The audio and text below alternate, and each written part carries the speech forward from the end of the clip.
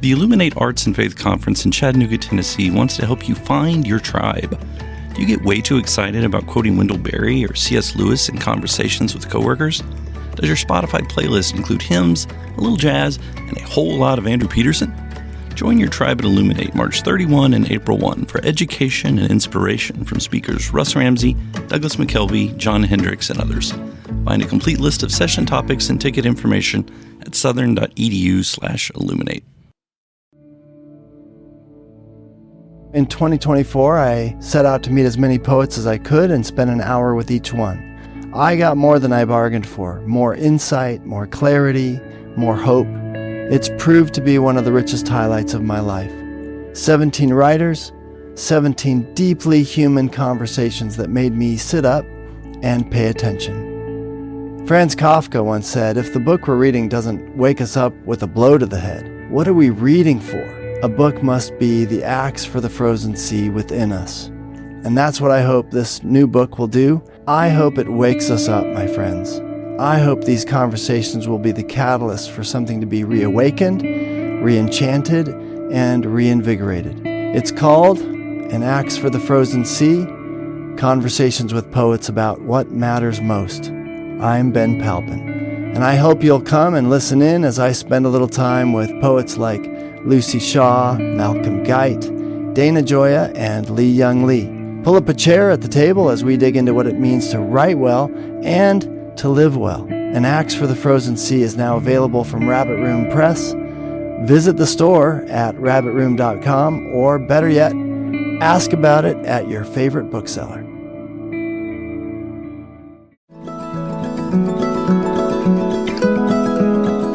Welcome to the Habit Podcast, conversations with writers about writing. I'm Jonathan Rogers, your host.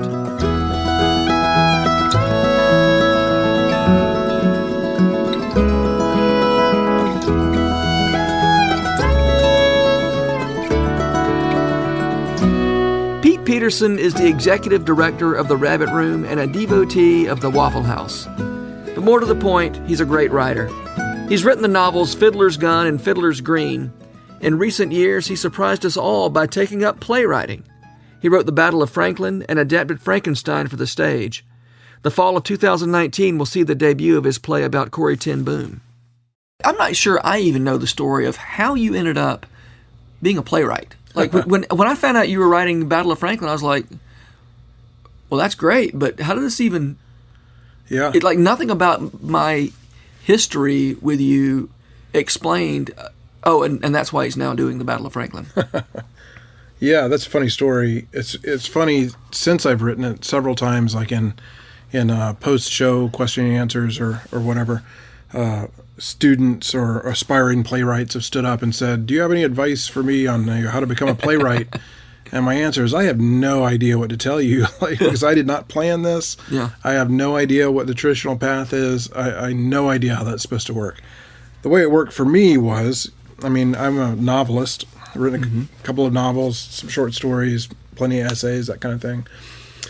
And, I happened to have some relationships with some people who were in the theater community here in town. And so it just so happened that, I guess 5 or 6 years ago, one of the theater companies here in Nashville decided they wanted to do an original adaptation of Cinderella. Uh-huh. And they didn't know of anybody who might be able to write that, and the potential director just kind of looked at his bookshelf and asked his friends who should write this, and somebody said, "You know what, you should read Pete Peterson's Fiddler's Gun book."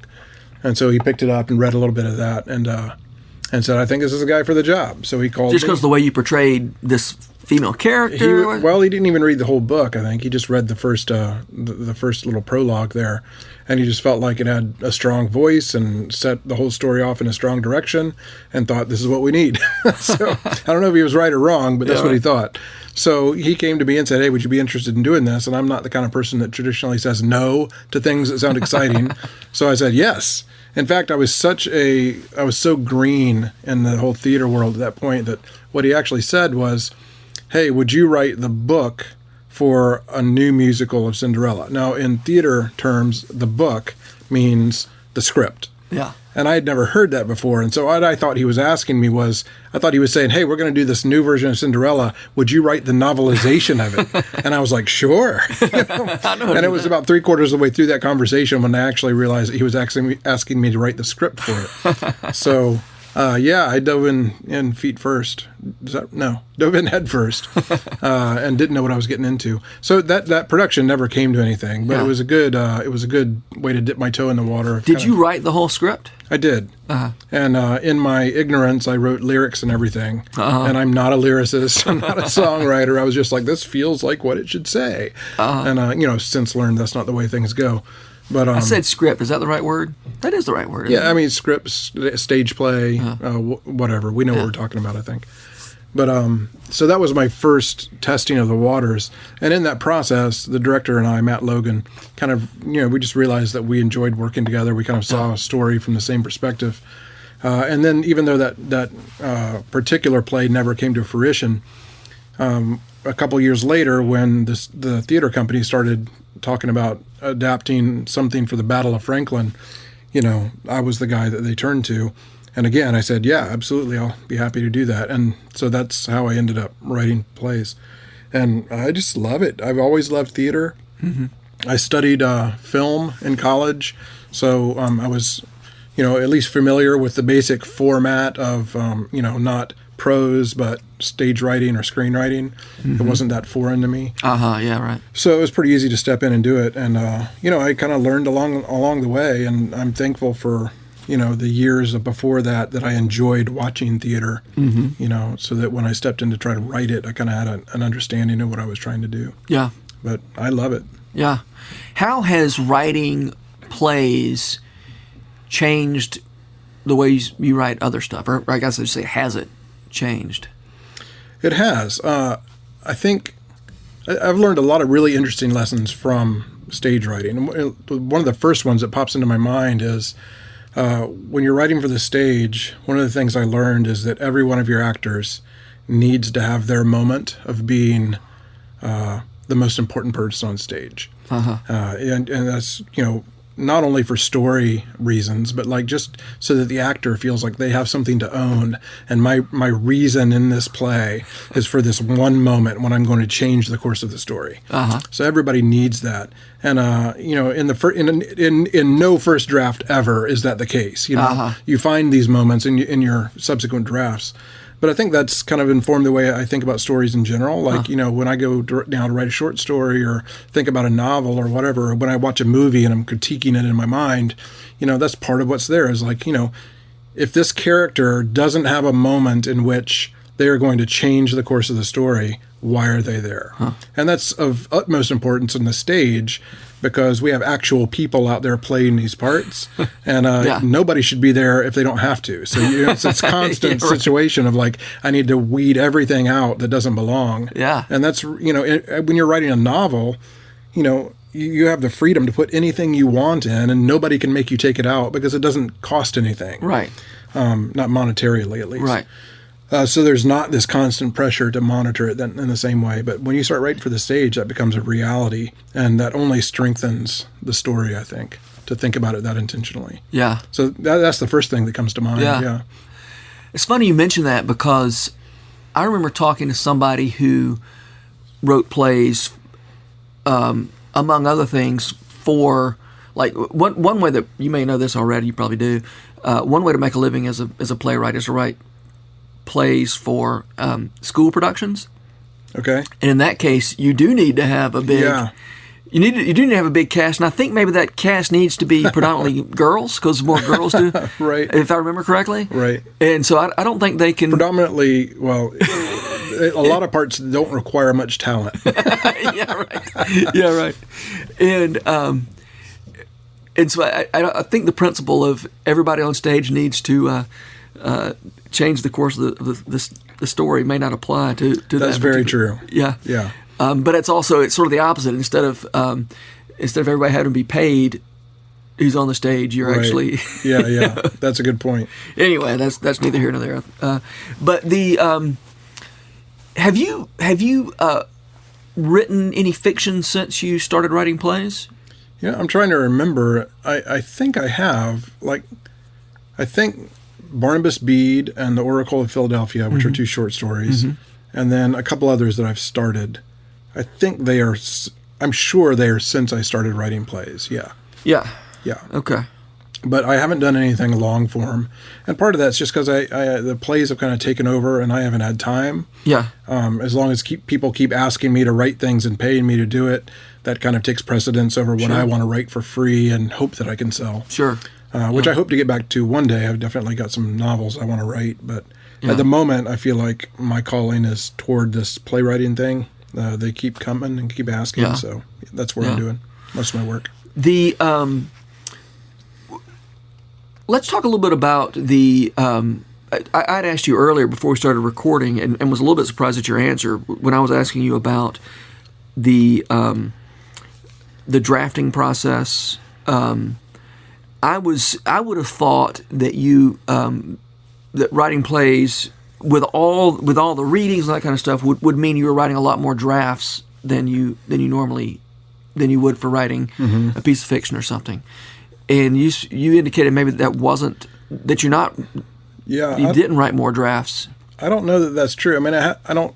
What is very different is in playwriting, I track my drafts very methodically, so that when I'm on draft 27, I know it. And the reason is because it's collaborative, and there might be a situation when we come into a reading and would realize that this new thing that I've written doesn't work as well as the last thing that I wrote. So I need to be able to, go back and rewind the clock sometimes. So I very clearly track the progress of it in drafts. Whereas in novel writing, I don't do that so much. But I think I do just as many drafts. And then when I say draft too, I probably need to, make clear that I've never been the kind of writer who writes a first draft and then puts that in a drawer and starts again on page 1 and writes a new draft cold like that. I don't do that.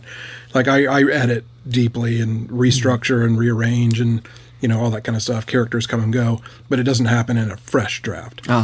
So when I'm writing fiction, prose style, like I do just as many drafts, just as many pass-throughs, because like everything that I've ever published, I've completely read aloud to myself, because I think everything has to work aloud, which is another kind of weird parallel with the stage. I mean, the final form of it, I feel like needs to work aloud in the same way that it does internally. So in the process of reading aloud, I correct everything that doesn't roll off the tongue, anything that doesn't feel like a good transition all gets revised. So I think by the time I'm done, I've done just as many drafts. Yeah.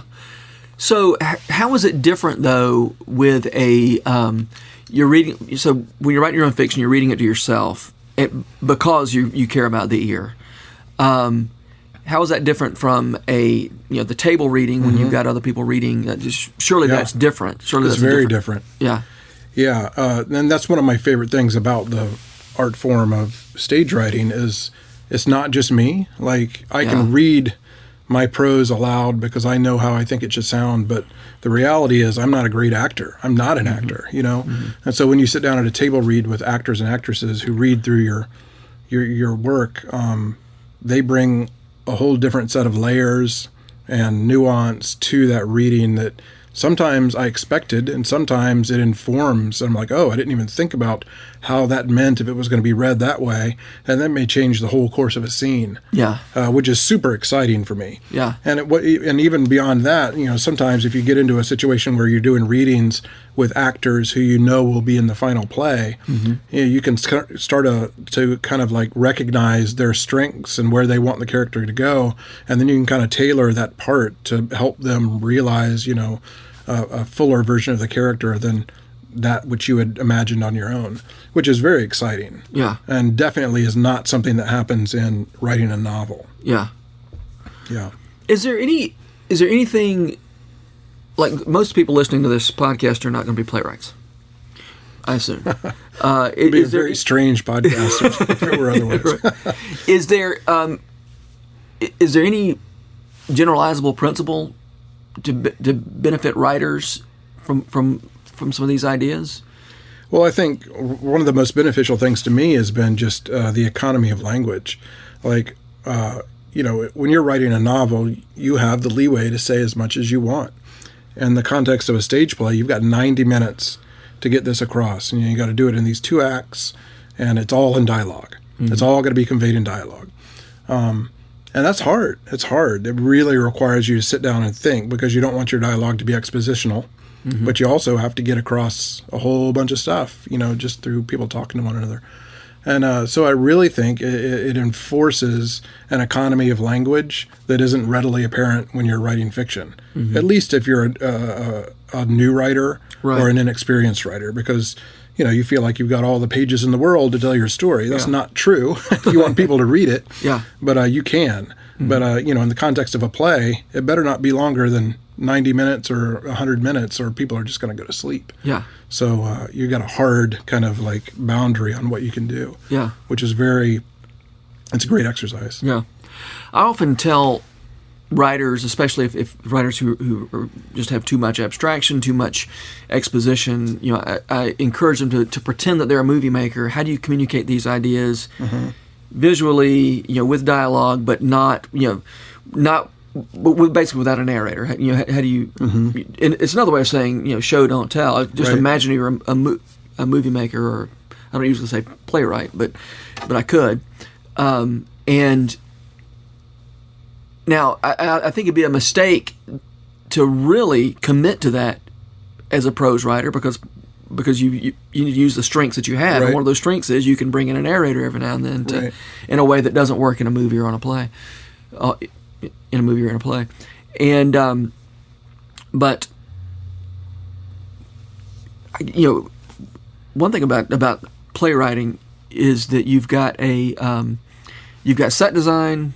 That's somebody else's job. And as you've already suggested, the actors bring something to it. Everybody brings something to it. It's part of what I love about it is that, as an author, I am the final arbiter of the work. The thing that I deliver is the thing that people will experience. As a playwright, that is not true. Like my name may be under the title, but there's a whole lot of other people that have created the thing that is. And my job actually is to provide kind of a scaffolding for all these other people with all these other artistic disciplines to come and plug in their gifts into this thing to make it its full version of itself. And so, the final thing is something that I scarcely even imagined. I imagined its most basic form, and then the costume designer comes in and makes it his own thing, and then the set designer comes in and makes it his own thing. The actors and actresses do their own thing. The musical guys, the lighting people, the director, all these other people are speaking into this thing that you've created and making it more than you could possibly have done on your own. I mean, I guess, it's possible that they could make it far worse than what you had imagined. And I'm sure that happens sometimes. Luckily, it hasn't to me.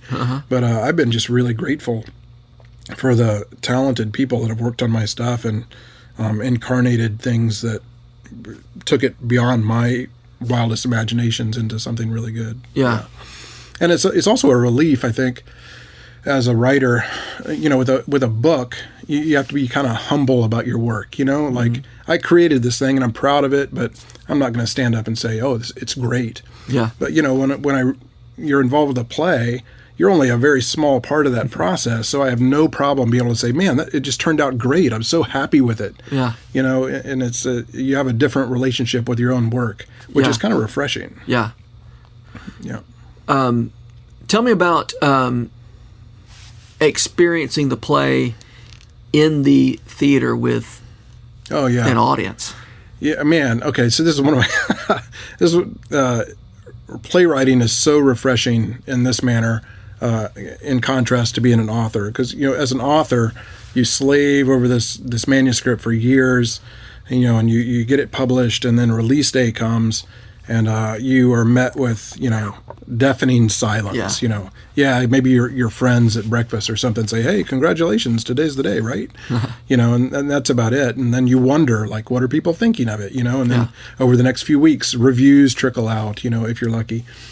Whereas with a play, you go through all these rehearsals and you wrestle over it, and then when that's all over, you go to opening night, and even if people hated the play, they're probably still going to stand up and clap, which feels really good. So it's like this immediate affirmation.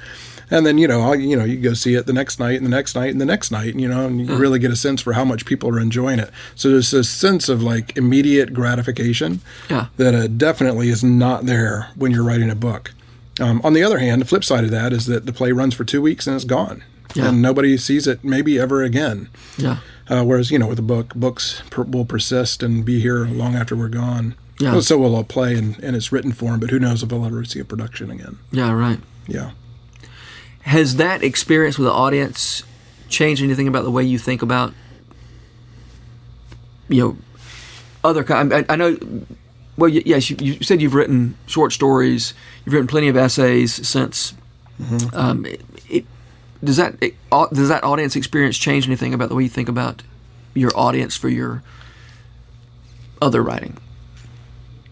Yeah, I don't know. That's a good question. I think in large part when I write, I'm writing for myself, and I don't mean that in any sort of hubristic way or like that. What I mean is, the reason I write is there's a story that I feel like I need to tell, and in the process of that story, I'm working through something. Whether that's the different conflicts of the characters, or if it's some kind of philosophical question in, the case of Frankenstein, or there's always these things that I'm wrestling with and I want to get to the bottom of. And telling a story is the best way in which I know how to do that. So, for instance, right now I'm in the middle of working on The Hiding Place. I'm adapting that for the stage, as based on the book by Corrie. And so much of that book is about, the Holocaust and suffering and how we react to suffering when we're in the midst of it, and what we come out of that experience with. And that's something that I don't really know the answer to, because I've never had to deal with suffering in any kind of major way. So in the context of this, I visited concentration camps and, really got my head into what that felt like and what people have to go through, and reading other books that deal with suffering. And so in that way, I am the audience for my writing, because I'm trying to figure out what I think about this subject. Mm-hmm. And, hopefully when I'm done, I've at least satisfied myself that I think I've come to a better understanding of this subject matter. And I think that, or it's my belief that if I can satisfy myself in that way, then hopefully it will satisfy an audience. And, the proof of that is in the readings and the rehearsals. Mm-hmm. And if I see that that's not the case, and that people are coming out of it with questions that I didn't think about, which they do, then I have the opportunity to go back and redress those things and come to a better conclusion. Yeah. You're talking about you're in the table readings, in the obviously, I guess by the time the audience sees it, it's a little late for that. Right. But in the process of... Right, but even when you're doing table readings, that's an audience. Sure, the actors and actresses and the crew that are listening, they're an audience, and they're giving you great feedback and saying, I understood this, I didn't understand this, I didn't believe this character turn, I didn't believe, this scene. Yeah. And you can go back to the, drawing board and figure out better ways to address those things, which is great. Yeah. Do those tables have... rules, either written or unwritten, for how you can, what kind of feedback they can give, or how they give feedback? I don't know. I've never been to anybody else's reading. Yeah. But when I go to mine, every time I've done this, I tell people right off the bat, 1, thank you for being part of this process. And then 2, I've got thick skin.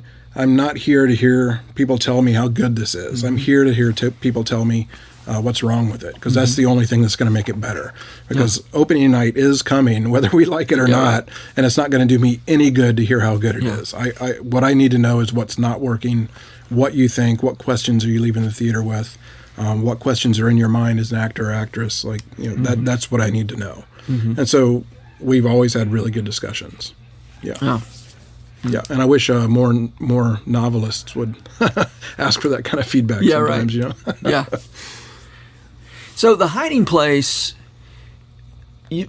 just from our conversations, I know that you've had some interesting problems to solve from the source material to the play. Yeah. Mm-hmm. The book The Hiding Place is a remarkable book. Right. And it's a remarkable book because it's a true story. Right. If it was not a true story, it would be a terrible book. Yeah. And what I mean by that is it's very preachy. It's very tidy. Mm-hmm. The answers it gives are very kind of wrapped up easily. Yeah. And that is, I think Corrie ten Boom can only tell that story in that way because she was there and she lived it, and she's testifying to her experience. Right. Whereas if I wrote a fictional story about somebody going through that, I don't think anybody would believe it. Yeah. Yeah. So, in the context of a play, that's kind of what I'm faced with. Like, we're telling this story to a largely post-Christian society, and I think it's an important enough story that I would like to see it persist for generations to come. And so part of the challenge is, how do we tell this story to people who maybe don't believe in the same things that me and Corrie ten Boom believe in, and still have it be a story that they can resonate with and see truth in. Mm-hmm. And so that's been interesting to wrestle with. And I've kind of approached it as an origin story, if you want to think in superhero terms. Mm-hmm. Like every superhero's got his origin story. And so I kind of think of this as Corrie ten Boom's origin story. Like what did she have to go through to become this incredible witness of the gospel that she was when she emerged from this crucible. Uh-huh. And so the Corrie that you encounter in the context of the story is the Corrie that's in the midst of this transformation, and she doesn't become the Corrie that most people know until the final scenes of the show. Uh-huh. And that seems important to me because in the context of the book, I think it's pretty clear that she knows what she thinks all the way through. Yeah. And so the book is just kind of almost an affirmation of what she already believes. Uh-huh. Which is not the way that we work, And so I thought it was important to kind of show the ways in which she grew. And so, I'm not rewriting her story. I'm just choosing to focus on different parts of her story and the way that she grows than I think has ever been done before. Mm-hmm. Mm-hmm. Yeah, you mentioned that there's an authority of somebody who has lived through these things, and for these things, right? Obviously, Corrie ten Boom has plenty of authority, but that's authority that you don't have, right, as a playwright, and that the actors and the set designers and those people don't have. And I think that's such an interesting. The fact that this stuff is true doesn't mean the same thing for you that it does for Corrie. Yeah, that's really interesting. Yeah, if Corrie was sitting here, she could tell you her story, and it would mean one thing. If I sit here and tell you the story, it's different. Yeah. So that means we have to arrive at different ways of telling that story. Yeah. Yeah, very true. I can't wait to see the show. I hope I'll get to see the show. So it's the show's gonna be in Houston. Yeah, Houston. In it opens October. September. Yeah, September of 2019. Yeah. Yeah, it's coming up quick. Yeah, man. All right, so real quickly, can you summarize? You've touched on this already, but what's the big picture of how you get from an early draft through the table readings and just talk about that process a little bit. Yeah. So my first draft I guess this applies to a book. It certainly will apply to the next book I write, because I feel like this is something I've learned in the context of playwriting. But my first earliest draft of a play will be just absolute bare bones, skeletal. Like, it may even have scenes that just say things like, Corrie says something about this. Oh, really? What did that mean? And there's just kind of nonsense getting from point A to point B, because I know the space has to be filled, and then I get to the next scene, I can write it. And I've got to get through all that mess to just be able to see and feel like, oh, this is the basic shape of Act 1, shape of Act 2. And it doesn't have to make sense in anybody's mind but my own. I just have to get from beginning to end. And then once I've done that, I can feel whether or not that shape works, and then I can begin to go back in and fill it in. Mm-hmm. So what I've noticed is, this is the fourth time I've done this with a play. The first draft tends to be really lean, and then I spend several drafts going back and fleshing out these characters and situations so that they then begin to feel real. And what I end up with is something that's really, really fat, really overlong. Okay. but is ultimately much better because it is fleshed out. And so then the final drafts are about winnowing it back down to something that's much more skeletal, but is just got the good stuff. Yeah. And that's should apply to all writing, Right. But it just the form of the play has caused me to focus on that in a much bigger way. And it's much harder, I think, to cut it down to that leanest version because you're so constricted by the 2-act structure and by your 90 to 120 minutes than you are if in a novel. I need to cut things back, but I really love this chapter, and if I do, it's going to stay. Yeah. When maybe it shouldn't. Yeah. And so I feel like I'm learning that, and I hope it's going to make my next novel a lot better. When you spoke of the late drafts, are you saying before you ever show it to the actors? I would say right now, like with the Hiding Place right now, I'm in my middle draft period. We've done... so it's still too fat. It's still too fat, yes. We've done one official reading. I've done, a reading at my house with some friends. Right. And my dear wife suffers through multiple readings at the kitchen table just with me and her. So we're in that period right now. And we'll eventually get to the point where I think when we start rehearsal, I better have a draft that I feel like is done. But even between rehearsal and opening night, there will be further drafts where scenes are being shaved and reshaped. And, in the past, we've even added entire scenes, changed entire characters in the context of rehearsal, just because something's not working. Yeah. And so it's not really locked down until opening night. Yeah. When you say too fat, are these readings taking an hour and a half? No, okay, so this is funny. I talked about doing an edition or an adaptation of Cinderella, and I recently pulled that out, and Act 1 of that version of Cinderella is 2 hours long. Oh, wow. The whole thing is 180 pages, so it's a 3-hour plus play, which nobody, like, unless you're Les Mis, nobody's going to see that play, Yeah. And so that's what I mean by fat. And so, but like that's what I needed to tell the story at that point. So like if I'm going to go, and I would like to go back to that script and finish it and produce it at some point. But if we do that, I'll take that and I'll have to go back and just start cutting and figuring out, okay, this doesn't belong, that doesn't belong. How do we restructure it so that I can build the same amount of tension and story in a shorter amount of space? Yeah. Yeah. This principle of the skeleton to the too fat to the just right does make me think about the Frankenstein. I mean, it's too bad Mary Shelley didn't have the principle of shaving it back down. Yes, it is. Yeah. Because I mean, I like your version of Frankenstein a lot better than Mary Shelley's version. Thank you. It felt like you had all the good stuff without all that other stuff. Without the travelogue. Yeah. I don't know if you know this, but she was a travel writer. She would do work for hire, like writing, like travel stuff.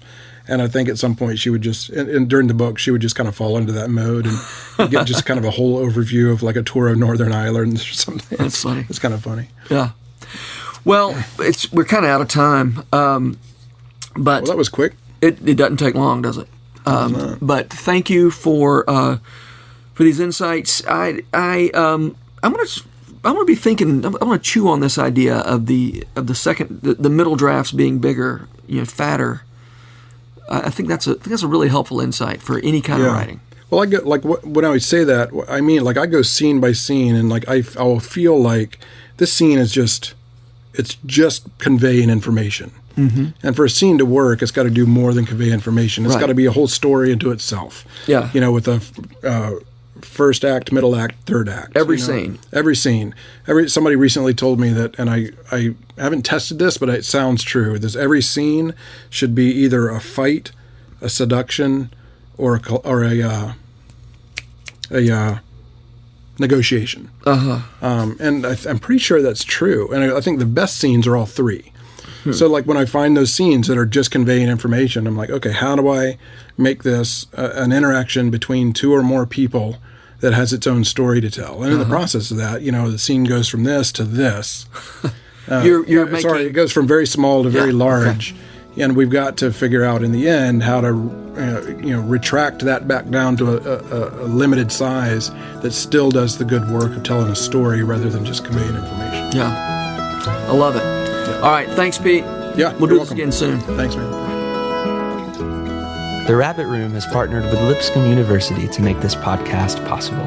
Lipscomb has graciously given us access to their recording studio and the Center for Entertainment and Arts building. We're so grateful for their sponsorship, their encouragement, and the good work they do in Nashville. Special shout out as well to the Arcadian Wild for allowing us to use their delightful song Finch in the Pantry as part of this podcast. Check out their album of the same name for more excellent music. The Habit membership is a library of resources for writers by me, Jonathan Rogers. More importantly, The Habit is a hub of community where like-minded writers gather to discuss their work and give each other a little more courage. Find out more at thehabit.co. This podcast was produced by The Rabbit Room, a 501c3 nonprofit dedicated to fostering Christ-centered community and spiritual formation through music, story, and art. All our podcasts are made possible by the generous support of our members. To learn more about us, visit rabbitroom.com, and to become a member, rabbitroom.com/donate.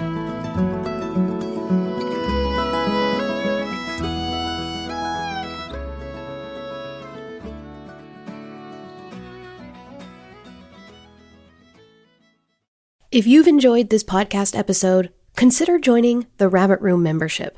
Your membership helps sustain this community, funding everything from publishing and podcasts and theater productions to events and programs that support artists who create with a Christ-centered vision. We'd love to have you on board. Learn more at rabbitroom.com/member.